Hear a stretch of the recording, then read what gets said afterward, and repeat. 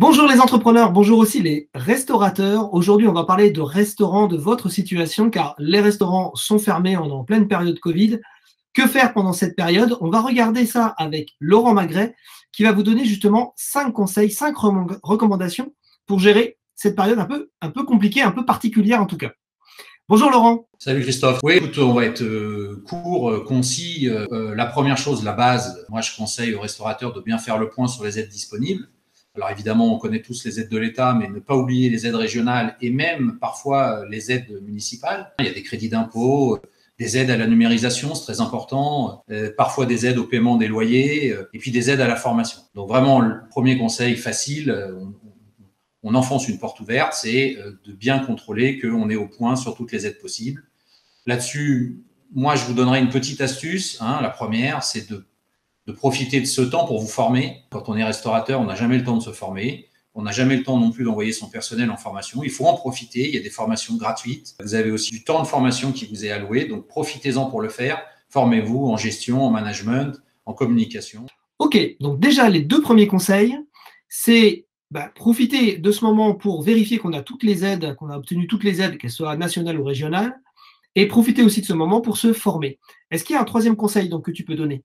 J'en profiterai pour me mettre à jour administrativement et hygiéniquement, je ne sais pas si ça se dit, mais bon, vous savez que vous avez des obligations d'affichage obligatoires. Donc ça, vous trouverez facilement auprès des conseillers Rivalis ou bien sur Internet les affichages obligatoires que vous devez afficher dans vos établissements. C'est important parce que on n'a jamais le temps de le faire et de les vérifier. Il faut les mettre à jour, peut-être remplacer quelques affiches un peu dégradées. Enfin bref, évitez-vous une amende, ce serait quand même dommage. Et puis profitez-en pour bosser sur votre hygiène. On est partenaire de Cauchemar en cuisine, vous regardez l'émission, vous savez ce que c'est. Les pouvoirs publics y attachent beaucoup d'importance, donc profitez-en. Regardez vos circuits de conservation pour nettoyer vos frigos, pour dégivrer vos congélateurs et puis nettoyer vos filtres. Regardez vos contrats d'entretien, renégociez-les. Bref, remettez l'hygiène au cœur de votre temps d'attente. Et puis, n'oubliez pas de vérifier vos stocks, parce que les jours passent, les semaines passent. Regardez vos stocks, vos DLC, et puis réorganisez votre réserve. C'est la chose qu'on n'a jamais le temps de faire non plus.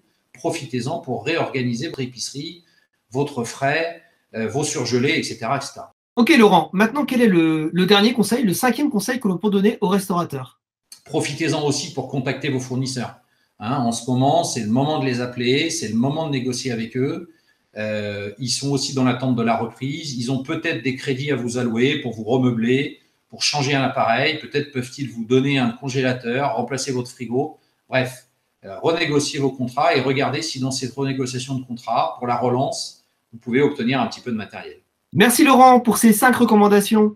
Évidemment, si vous voulez en savoir plus, si vous avez besoin d'aide, n'hésitez pas à faire appel à un conseiller Rivalis de proximité. Quant à moi, écoutez, je vous laisse et puis on se retrouve lors d'un prochain tuto Rivalis. À très bientôt.